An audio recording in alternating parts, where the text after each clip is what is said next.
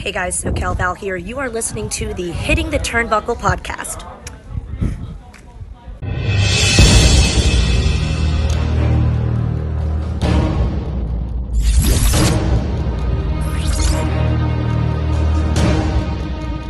And welcome back to the Hitting the Turnbuckle podcast with me, Adam Cousins. And before we get into today, we just need to send our well wishes to our leader, Andy Burrows. He had some surgery at the weekend. And if you're a podcaster, the worst place you can have your surgery is around your mouth or your lip. So obviously, Andy's going to be out of commission for a couple of weeks. So we wish you well, mate, and we'll want you back on this podcast very soon. Anyway, it is now time for the Monday Night Raw review, which literally just finished probably about 8 hours ago. And he jumped through the forbidden door on Saturday as Smack Dave. And today it looks like it's Monday Night Robinson. Dave Robinson, welcome back to the show. Raw is Robinson. There he goes. Mate, I'm enjoying this. I'm enjoying this side of the forbidden door. It's a lot better than I remember. It's a lot, WWE seemed to have upped their game in recent times. I thought it was a good Raw this week. It was indeed, and we'll get into that in a minute. Dave Robinson's had more gimmicks than the big shows had heel and face turns. I'm waiting. Have you got any rants today? Any rants today? Yes, and I'll get it. It's not about Raw. It's a serious rant. Actually, that I want to put out there. Got you. Okay, I think I know where you're going with that. Yeah. So look, we had Melina on the show a couple of months ago before WrestleMania, and it was at the time that Rhea Ripley was hounded at an airport by a load of fans wanting her to sign a load of stuff. She looked quite intimidated because they were circling her. They had so much autographs and stuff to sign. Fast forward, a video surfaced on social media, I think yesterday. Yeah. Which showed Jeff Hardy only being gone up to by one particular person, but he had like 20 items to sign. Now, at least. I made a bit of a comment that you shouldn't do that when it's wrestlers in their own time. And, there's times and place. There's autograph signings to do this sort of stuff. And if you're going to go up to them at the airport, at least show them respect. Say hello, acknowledge them. Don't just throw things in their faces and expect them to sign it. It's on. I had responses like, well, we put them in that privileged position. No, you haven't. No. They've got that privileged position from working their asses off over the last 20 or 30 years of done. Yeah. Does your ticket entry to an event help? Sure, it does. Does buying a merchandise, does it help them? Sure, it does. But it does not give anyone the privilege to go up to them and literally throw autographs in their face. Be respectful, say hello, acknowledge them, and ask them. But if they do sign an autograph, please make it one or two. Don't be like a complete idiot like the one from yesterday. Get a life, guys. Seriously, there's more to life than getting a Jeff Hardy autograph. I felt so sorry for him. Sorry, Dave. I didn't mean to carry on with that, but I just... Mate, I wanted to add to it, to be honest. I was absolutely disgusted when I watched that video. I felt so bad for Jeff because he's obviously a really nice bloke and he didn't want to say no and he wanted to be accommodating. The worst part of it is those autographs are just to be sold online. The amount that he didn't have one or two for his own collection. It was clearly so he could profit off them. Now, there's autograph signings that are set up that you pay to meet the wrestlers and you can get your stuff signed. And if they want to profit and then sell them on, then fair enough, so be it. But to ascend on somebody in the airport who might have a connecting flight to catch and just do that, it's disgusting. And if I was the WWE and if I was AEW, I would now be saying, we don't do autographs outside of signings. You can have selfies with fans if you want. If you feel the fans been respectful and they want a selfie, that's it. That's what I do across the board. I think it's going to come to that point, to be quite honest. And because people say, well, what if it's a kid? Well, if it's a kid, it can't be one rule for one and one rule for others. No, unfortunately, the scumbags like in that video ruined it. But perhaps if the WWE and AEW could do more events, they tend to do them around WrestleMania and SummerSlam in the WWE. I know AEW when they go to All In, they're doing a sign-in, they're doing like a fan experience day.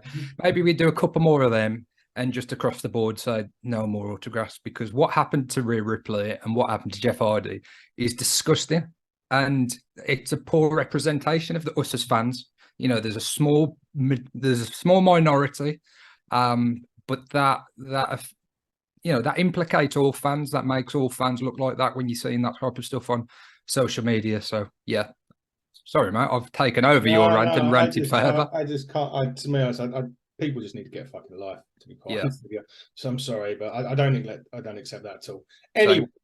Let's get to a couple of bits of news before Monday Night Raw. So I sent you something yesterday where it was along the lines of the WWE had kind of ended negotiations with NBC and Fox regarding their new exclusive deal. Basically, it was an exclusive discussion. So basically, they're under contract. The contract's coming up. They get first dibs to whether they can agree a deal or not. So I wasn't worried when they said no, they didn't do it. WWE are going to go out there and put themselves to market. They're not stupid. They're business people at the end of the day. The name that's cropped up now is Disney. Does that mean we're going to get to see Mickey Mouse v Donald Duck in Hell in a Cell? There might be a few crossovers, mate. Forbidden Door. Yeah. I mean, the Disney deal's one that's been rumored for a long time. Yeah. What I found interesting last night on Raw is that the censoring, I don't know if you got it or whether it was just what I watched, but they were saying shit in the crowd. Holy shit, was it? And it was heavily censored on what I watched. So perhaps they are, because Disney wanted to be associated with too much swearing. You don't get swearing in Avengers, do you, or anything like that? So no. Yeah, it made me think perhaps something's in the works. Maybe. I mean, to be fair, WWE have always kind of tried to pipe out a little bit as much as they can. It's interesting that you've noticed it coming as a crossover as you do. I don't know. I personally would just be waiting. Let's face it, whoever pays the most is going to get the deal. Let's be totally blank about that. Who are the other big players? You know, you've got Amazon, Comcast, Netflix. Yeah, could be a streamer. They could just bang it all on a network. I don't even know what they're going to do. I mean, I would assume they want to try and stay on cable as much as they can, but if the money's there to take it over, and they added a third hour for Raw because they'll get a shit ton of money. So yeah, I think he probably will stay on cable but it will be a company that I think the WWE network there on Peacock. I think that's a separate arrangement, and I think that runs for a couple more years. So maybe it's a company that take it over that haven't got a streaming platform at the minute, but in a couple of years' time they may. And then when that deal runs out, they could do something there as well. So it's all speculation at the minute. Were you surprised, though, that the sponsorship isn't being renewed? No, not straight away. Fox paid $1 billion for SmackDown, and I think they're in the red. So they were never going to get, and I don't think they were getting anywhere close to that with Fox. I'm not a financial analyst, but I just don't think it worked out well for Fox. Ratings-wise, they've been brilliant. It's a boom period for wrestling at the minute, and WWE's ratings are up. So you would think that it's a good opportunity for somebody, but obviously Fox have accrued losses, which we don't know anything about. But if it doesn't work for them, then move on, and we'll see who comes in. We'll see who comes in. The second piece of news we'll talk about later, actually, just because it follows in line with what's going on Raw. Anyway, Raw started off with another world title presentation. We seem to be getting lots of these at the moment. Rhea Ripley come out. She was presented with the new Women's World Championship, which is just basically the female version of Seth Rollins' World Heavyweight Championship that he's got. She brought out Dominic. They was having a little bit of a love fest. Cody Rhodes come out. They had a to-do. Cody Rhodes challenged Dominic for Money in the Bank, which Rhea accepted as Cody was punching the Miz, who would try to jump up from behind and jumpstart their match. Then he turned around, Dominic gave him a punch, and it led into the commercial break, which then led into Cody Rhodes and the Miz. The match itself, to be honest, Dave, they had a match a couple of months back, and it was okay. I felt it was better than okay this time, but I just don't think these two work together. There's some nice little counters in the match, don't get me wrong, there was. Cody picks up the win with the crossroads. Three questions for you, Dave. What did you make of the Women's World Championship and the Dominic Cody? What do you think of the match? And thirdly, what do you make of The Miz? Should WWE be using him as more of an enhancement talent, or do you think that's it for him now? In terms of the world title, I like it. I like it. I like Big Gold. If it was down to me, I would have probably dropped the WWE logo in the middle. But at the same time, totally understand why they do it. It's recognizable, you know, if it's used at, I think we spoke about this before, but if they use it at American football events or anything that could get more eyes onto the WWE, having that big logo in the middle is obviously a good thing. In terms of the women's title, there's always going to be people that say that it should be different. But I think that would risk then it being seen or thought of as lesser than the men's title. So I think having the same title, one with the black strap, one with the white strap, you know, puts them on a level playing field. And then it's down to the booking to make sure that the women's world championship feels just as important as the men's world championship. So I like the belt. I'm not massively a fan of Dominic versus Cody. I think it, to a degree, that's more of a mid-card match for me. So it brings Cody down for what he's been doing.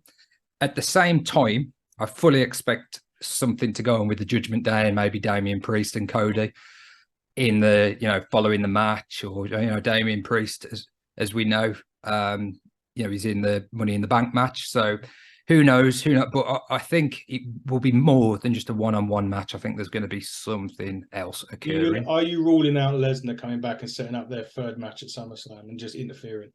Yeah, so he's been challenging him, and he's conspicuous by his absence, really. When he name dropped him last night, I expected to hear the music, you know, the one of the most recognizable themes in the history of the WWE, and I thought he was going to come out, but we didn't get that. Would he fly? Is he flying to England? He didn't come to Clash at the Castle, did he? No, I mean, I don't know if he'll do it or not. He's, you know, I suppose it depends how much he's getting paid. Yeah.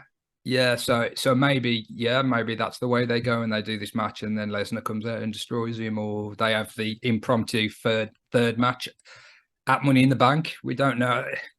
If it's just the match on its own, Cody versus Dominic, and Cody just wins, I think that could potentially damage Cody a little bit and lose some of the momentum. He's managed to keep onto it, really, still getting massive reactions, even with what's happened following WrestleMania.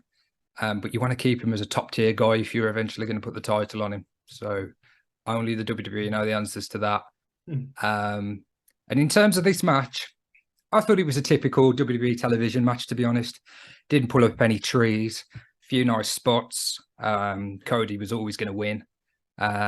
Miz, perhaps he will transition into more of a personality and be doing more Miz TV. Wouldn't surprise me if he ends up on commentary one day as well. Yeah, possibly. He's done so much. I just thought he deserves a little, you know. Yeah, I don't expect that he'll ever be in the world title picture again. No, I think his level is very much where kind of Dolph Ziggler's level is as well, unfortunately, you know, in that mid card. I mean, he does appear on the main show quite frequently, and whether he's on Raw or SmackDown, he's usually featured. We don't go weeks without seeing him. So maybe he's happy with that role, you know. I suppose for getting the money. Yeah. Anyway, there was a bit of a thing with Becky Lynch. She come out. She was talking with Sammy and Kevin. She comes out. Becky Lynch has got a match coming up with Chelsea Green. Becky Lynch has never won Money in the Bank. She's saying that she's trying to get that victory. Zoe Stark comes out, pretty much puts her down, and then basically her and Chelsea Green. Becky Lynch was still going to say, "I was showing you what's coming to you." I assumed at that point that she was literally just going to hit the manhandle slam and finish Chelsea Green just like that. Yeah. Far from it. I mean, look. It was good because it did give Chelsea Green. I mean, Becky Lynch wins the match with a disarmer. It was quite a quick tap out. It went longer than I expected. Yeah. It showcased the talents that Chelsea Green has. I'm just not sure if it was the right match to do it when Becky was trying to prove a point to Zoe Stark. Yeah. Mixed feelings as well. I was kind of glad it wasn't a squash match. Yeah. Because those kind of squash matches so early on in a wrestler's career on Raw, it takes a long time to come back from that. So at least they positioned her as, you know, relatively good competition for some of the top women. But yeah, while Zoe Stark was watching, I thought Becky was going to kind of make an example of somebody. So yeah, I can see your point with that. Yeah, it was. It's like, at least it showed Chelsea Green's very talented, so it was good to see her in a match where she actually got a bit of offense in as well, which I did enjoy. I just don't think that was the right match for her to do it in. If you're trying to give Becky the rub, so to speak, or to prove a point to someone, you would kind of finish it relatively quickly, but they didn't on that one. They go backstage. The Judgment Day are talking and laughing away, and Finn's just got his serious face on, walking ahead. They wanted to check that Finn was okay. He just said he's got a lot on his mind at the moment, and he'll address that later. And Damian Priest said, "I've got my Money in the Bank qualifying match. I'm going out there alone again." Again, teasing a bit of dissension between Priest and Finn, as Priest goes out and has what I would class as a pay-per-view quality match now with Riddle for the Money in the Bank qualifier, the final Money in the Bank qualifier to go to the pay-per-view. Really, really good match again. I know Andy doesn't like Riddle. I think he's pretty good. I think the match worked really well. They're two well-balanced wrestlers.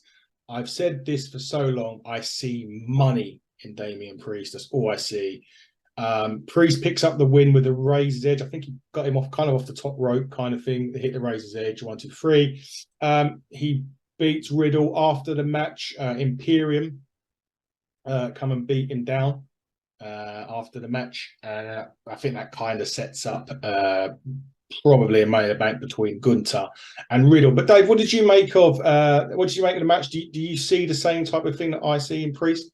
Oh, absolutely. Absolutely. This is what I was saying earlier about perhaps Priest wins Money in the Bank and he cashes in. But I think he's an absolute star.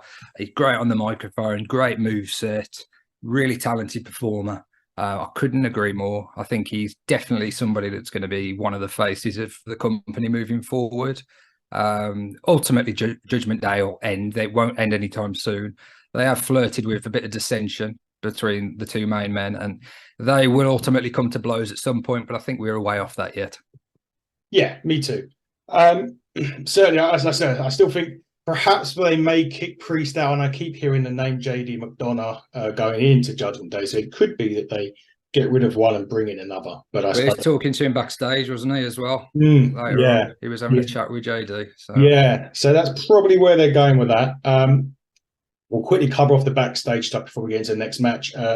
Basically, Cody Rhodes was just having a quick chat and basically saying that he's wish Dominic luck, basically, in the match that he's got with him at Money in the Bank. Talking to Natalya, she was a bit emotional. She doesn't know where she is or what she's doing anymore or who she is. Brian Saxton goes to talk to Kevin and Sammy. They always get interrupted, as they do, by Imperium. And basically, Imperium kind of goad Kevin and Sammy to put the tag team titles on the line, which they do for the main event. We have a break. We come back and we get a little bit from Jinder Mahal and Indus Sher, basically saying that they've hammered Shelton Benjamin, Cedric Alexander last week, and they'll offer him a proper chance next week, or they'll offer a proper chance somewhere down the line. That's just bigging up Indus Sher for when they go to India, so we won't worry about that. The next match, Bronson Reed and Ricochet. So the story of this has been Ricochet and Shinsuke Nakamura. I think it was Shinsuke that beat Bronson Reed, or no, it might have been Ricochet that beat Bronson Reed to qualify for Money in the Bank. They had another match. It was this typical strength versus speed match, which I do like. Again, with Bronson Reed, I see the word money. I'll ask your opinion on that in a minute. Nakamura comes out, causes a disqualification win for Bronson, has a bit of tension with Nakamura as we move into Money in the Bank. Dave, what do you think of Bronson Reed? Yeah, I think he's another one that's going to play a vital role in WWE moving forward. Really talented big guy. Seems to have a good match with anybody, regardless of their size. He'll always have one of the best matches of the night. I thought this was really good. Told a good story. Ricochet was hitting some of his trademark flips and moves, but they weren't just flips for the sake of flips. They were, they played into it so well. The match was so well put together. Flips with a purpose. Yeah. It wasn't just like spot. It was like it was drip fed in, and they were at the right times as well. Yeah. So I thought these two have got really good chemistry. They do. Jesus, when Bronson Reed hits that tsunami as he did at the end. Yeah. I mean, he's great. He doesn't get a great reaction. Don't get me wrong. I don't think the crowd are fully sort of invested either way in him at the moment, but I think he's amazing. So I think he's amazing. Then he's pushing.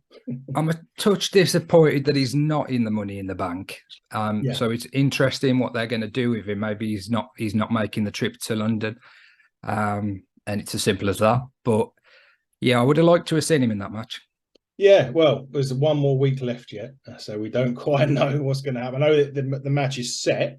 Yeah, you know what things can happen, and we don't know whether. I don't think it's set, and I'll go into that next week in a bit. Yeah.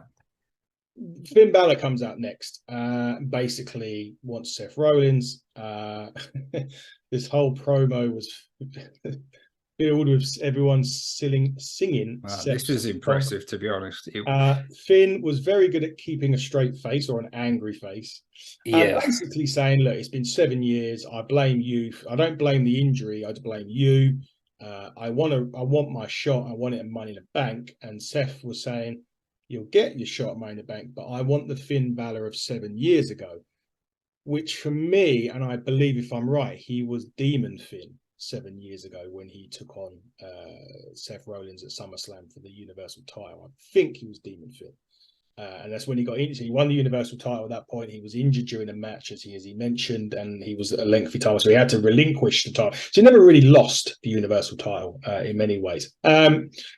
This is set for Money in the Bank now. I thought the promo, I tried to stop laughing myself because the fans were just all over this with Seth's song. Are you excited for that one as well? What did you make of that promo? Yeah, I thought it was great. I think Finn did so well not to absolutely lose his shit because I've seen fans do similar. We've had the booing lately. Yeah. Dominic always gets those strong boos as soon as he opens his mouth. But they must have been doing that Seth's theme for 10 minutes. That doesn't feel like an exaggeration.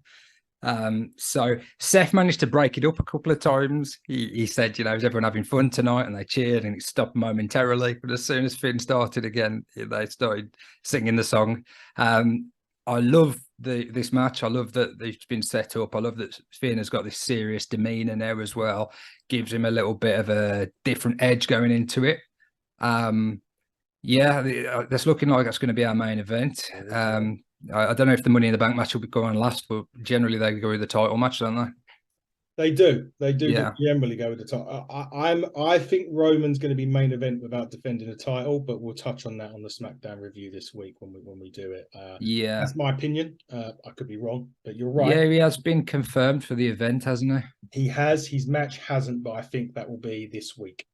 Got you. Cool. I think I know what's going to happen, but we'll touch on that when we do SmackDown review. A couple of quick matches was next. We had well, they done a nice video package for the Iron Sheik, by the way, which is very well put together, as WWE packages always are. Yeah. They done a Raquel Rodriguez, Shayna Baszler, really quick match here. Baszler basically rolls up Gonzalez. Ronda Rousey uses a bit of leverage and that she gets the win, basically.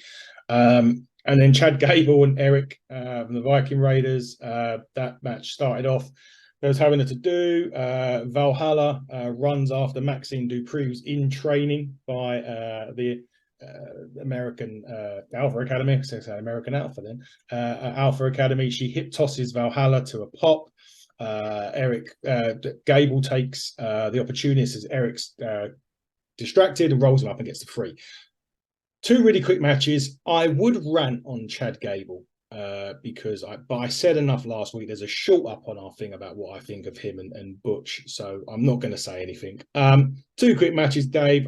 There wasn't really much anything on those, really, was there? No, I'm glad Gable picked up the win, and they're doing that storyline where Maxine did a arm drag, and it was like the best thing in the world. The commentary massively put it over a little bit too much, I thought, but for an arm drag. Yeah. But yeah, that's obviously just saying that how good of a coach Gable is as well as a performer. But the main thing is he picked up the win, which, you know, wins and losses should massively mean something in wrestling. Yeah. So the more Gable picks up, the more momentum he can get on, and hopefully you'll get your wish. I'll get my wish one day, and Yeah. Chad Gable will be elevated into a title program. Yeah, whether that's a kind of intercontinental title. I think he's good enough technically and to be world champion. Whether that could ever materialize, because they don't tend to go with the smaller guys as often. But we know the history. We know Rey Mysterio has been world champion. So who knows? I think Chad Gable and Butch are two exceptional talents. And WWE should be doing everything they can to ensure that they're with the company long term. Yeah, definitely. I like them both. There's a couple more backstage bits, as you mentioned. Finn was talking to JD McDonough. Priest walks up, JD leaves. They sort of talk, make sure they're okay, and basically Finn asks if I win this title, are you cashing in on me if you win Money in the Bank? And Damian Priest said he wouldn't do that, and you shouldn't be questioning whether I'll do that. So again, teases a little bit. There was another thing with Seth and Kathy Kelly, and he's announced another open challenge for Monday. So although we're saying Seth and Finn for Money in the Bank, he's got an open challenge on Monday. We would expect him to win that match, to be quite frank, but we don't know. That's not confirmed by any match, but you would have thought, as they've already announced the title match, that he would retain whoever he fights on Monday. Main event, Gunther and Ludwig Kaiser, as Samantha Irvin says. Oh yeah, that was good. I do enjoy that ring announcer. What was her name? Sorry, Samantha Irvin. She's Ricochet's fiance. Okay, yeah, she's very, very good. I've always liked Justin Roberts, so when he kind of appeared in AEW, I was glad that he was back in wrestling. But she's awesome. She's so good. Brilliant. I think she's great. A Roman Reigns one was the best that she used to do, but the Gunther's the second one. Yeah. They obviously the main event was the tag titles, Kevin and Sammy. Crowd was into this. Again, really solid. It is a TV show main event match, basically, they put on here. There's some really good back and forth. Again, really what you would expect from these four individuals, because Ludwig Kaiser is also very good. Really good. They had some "This is awesome" chants. The match kind of ends when Riddle starts to hop out or limp out, wherever he does. He tries to make a beeline for Gunther, who just knocks him in the next week whilst having a fight with Kevin Owens. That puts a distraction in the ring. Sami Zayn hits the blue thunder bomb on Kaiser. 1, 2, 3, match over. Again, as I said, I think it's a typical good Raw television main event.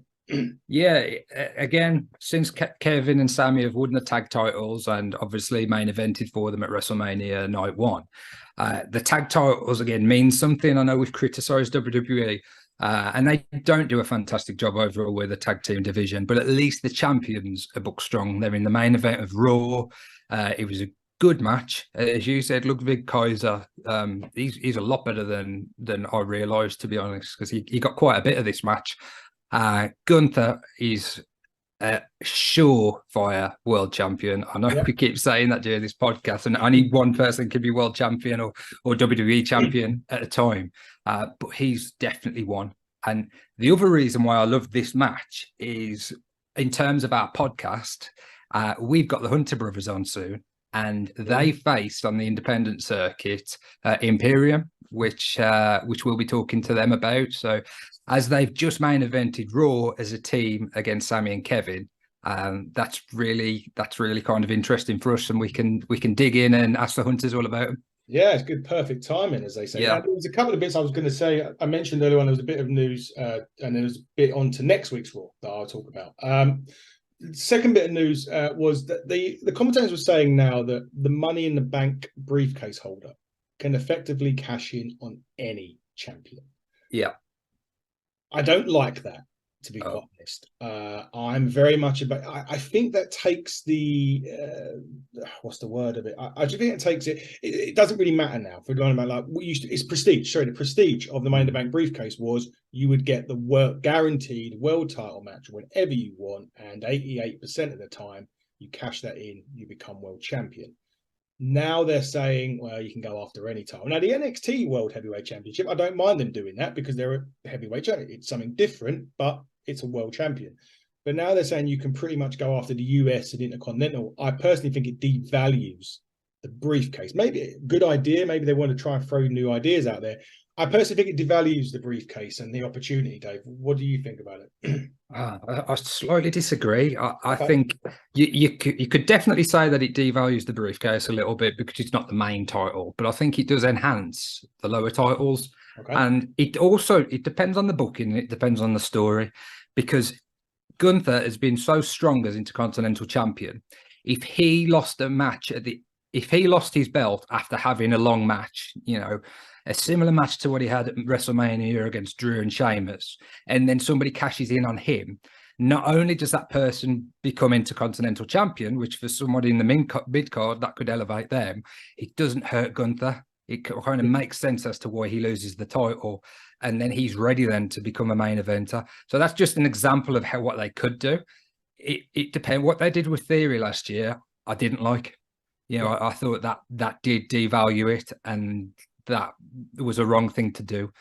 So hopefully whoever wins it doesn't go after a world title, then it's something that makes sense.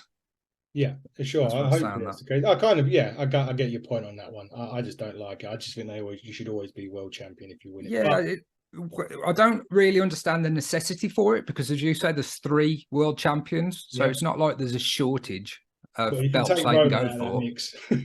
Well, yeah. Well, but again, depends on the story. Somebody might really want to kind of be the one to defeat Roman. They might tell that. But yeah, if it's going to be the NXT or the world title, that's still a choice of 2 world championships to go for. But yeah, as I say, it could be a way to protect the Intercontinental and the US champions, perhaps. Could well be. We'll find out, I suppose. Well, we've only got a couple of weeks to go till they're over here, so we'll find out. The next minute was next week, we see the return of Logan Paul to WWE. Now, this is where I'm saying that I'm not convinced that the Money in the Bank men's section is a lock yet. Oh, yeah. I have a sneaky suspicion that he's going to try and worm his way into this match somehow. Yeah. And I think if he gets in it, he's going to win it. That's just my opinion on that. I don't necessarily want him to, because I personally have said it all along. I want LA Knight to win Money in the Bank. But yeah, Logan Paul next week. It's going to be your first week that you've really seen him on. You've probably seen him at WrestleMania and stuff like watching. Yeah, I've seen all his matches on the pay-per-views. So this will be your first week watching, because you'll be joining us again next week, guys, as you already mentioned.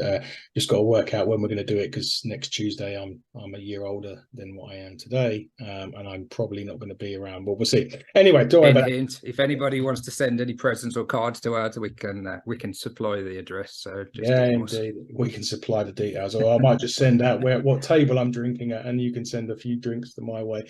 Probably dangerous to do. Nice. Anyway, we've segued way off to something really unimportant. Logan Paul, Dave, what's your opinion on him? I like everything that he's done so far in the WWE. I've been massively impressed, like a lot of people have. He's clearly been working with the best people in WWE in terms of training. He's working with Shawn Michaels, I believe, when he was kind of training towards his match at WrestleMania. So it'd be interesting to see whether he stays as he is, and he's a bit of a one-off, or he's an attraction, or whether he starts appearing more frequently on Raw and he becomes more of a full-time wrestler. I'm not sure. He's got a lot of fingers in pies in terms of his businesses and his podcasts, and with that drink he does Prime with KSI. So I don't know how much he could commit to WWE and what his deal is. His deal might just be for select appearances. But yeah, I'm interested as to what he's going to do. Now that he's been announced for the show, I don't expect that he's the one to answer the open challenge on Seth. Oh. So I'm interested as to who will do that. I was going to ask you, do you think it will be somebody who's already on the roster? Or do you think it's somebody that could be outside the roster that comes in for a one-off appearance, or it come in to join WWE? I think it all matters what happens in NXT tonight. So the NXT last week, Braun Breaker threw out a challenge and said to Seth, "Come and defend your title." Seth's meant to be answering that challenge tonight on NXT. Got you. Whether or not that works its way into Raw or not. However, you've just planted a seed that Logan Paul might actually accept that challenge next week. Which they've had that match already, haven't they? So they're very familiar with each other. Yeah. So yeah, I'm sure Logan Paul had won a little bit of revenge for what happened at WrestleMania. So perhaps we get that. But should call yourself Booker Dave. yeah, I'm not convinced that'll happen. No. But in saying that, if you were going to get Logan Paul on your show, I think the best course of action would be to advertise it and not have it as a surprise. We love surprises in wrestling. When somebody comes out, when that music hits that you haven't heard for a long time, you know, that's created so many great moments. But somebody like Logan Paul has got so much appeal to non-wrestling fans, and he gets eyes on the product that wouldn't usually be watching. So the next week, it's probably going to be all over Twitter, social media, talking on his podcast about being on Raw on Monday. And that should ultimately mean more views for the WWE. So I think that's right in the way they've done that. Just interesting to see. We've got this open challenge, whether he plays into that. Yeah, it will be interesting. That is next week. This was this week's Raw. It's finished. We do need to have a quick show of our brand new merch from the Pro Wrestling Carnage Tag Team Champions, Beers and Beatdowns, who we've done a working arrangement with. Although we're going to have some more arrangements coming very soon, and leaving that in your capable hands, Dave. Yeah. We should be able to announce something very, very soon with another working merchandising relationship with another wrestler. Well, just to touch on that, we really, as a podcast, we really want to support British wrestling. We love reviewing WWE, AEW, Impact reviews starting soon. We love that side of what we do. But if we can support British wrestling in any way, then we absolutely want to do that. So yeah, Beers and Beatdowns, this is our first kind of product co-launched with them. And yeah, hopefully we've got some more coming very, very soon. Yeah, as I said, and another working relationship with another promotion, which yes, I'm leaving in your capable hands, Dave, as well. Definitely. And a big shout out, I know this is WWE, but a shout out to Gary at Honor the Elite. We've got some stuff going on with him now with regards to AEW going forward. So we're really looking forward to working with him. I'm leaving Dave's capable hands. He's also in the process of booking some more guests. We're not going to name names. You'll know it when it's done, because, you know, these things can change and things happen, and, you know, it can. Don't do that, Dave. I'm just stretching. Yeah, okay. All right. Sure you are. And there's other guests as well that we're very close to getting on the show that we're very excited about. But as Dave said, British wrestling is where we're at. We're also going to have a second bit of merchandise, which is with Ignite at Buckle Up. So we're just under 6 weeks away to our show with Ignite Wrestle Pro at Buckle Up. It's going to be a hell of a show. Some amazing some of the top British wrestling talent on show there. We're very looking forward to that. Be a few surprises on the show as well. I can't mention any of those, but there will be some surprises on the show. So that means you're going to have to get a ticket to see it. So please do go to Ignite on Twitter at Ignite Wrestle Pro, and they'll have you all the links to the Eventbrite where you can purchase your tickets. But Dave, this has been your first Raw review. How did you find it? I really enjoyed it, mate, to be honest. Yeah, I'm getting a little bit too comfortable in this role. Me and Andy might have to have a match at WrestleMania to decide who reviews Raw from day one. But no, as you said earlier, best wishes to Andy. Yeah, you're a big miss, and we're looking forward to getting you back soon, mate. But make a full recovery, and yeah, thoughts are with you. Yeah, exactly that. And we'll say thoughts with you. I mean, obviously, you've got Love Island to keep you company for the next few weeks. So yeah, you can get a bit suspicious, and he goes off for a few weeks when Love Island starts. Yeah, you know, well, I have seen the picture, so I know it definitely happened. But yeah, it was a little bit suspicious with timing. But obviously, Andy, best wishes, my man. Let's hope you get you back on here soon. So we miss you on evening. People can do some amazing things with Photoshop. But yeah, man, we miss you on these. I'm only joking. We miss you on these Raw reviews. We miss you on the guest stuff, man. Hopefully get healthy soon, and we can have you back on here reviewing some stuff. But guys, this has been the Raw review on the Hitting the Turnbuckle podcast with Monday Night Robinson over there, and me, Adam Cousins. We will see you again soon this week. We've got shows going out every day this week, so just keep an eye on the socials at HTT Buckle. Go on YouTube at the Hitting the Turnbuckle podcast. Search Hitting the Turnbuckle on bloody TikTok, Instagram. We're everywhere. Everywhere you go. We'll be on billboard buses next, but everywhere you go, you will see us on there. And for now, it's buckle down, stay safe, and goodbye.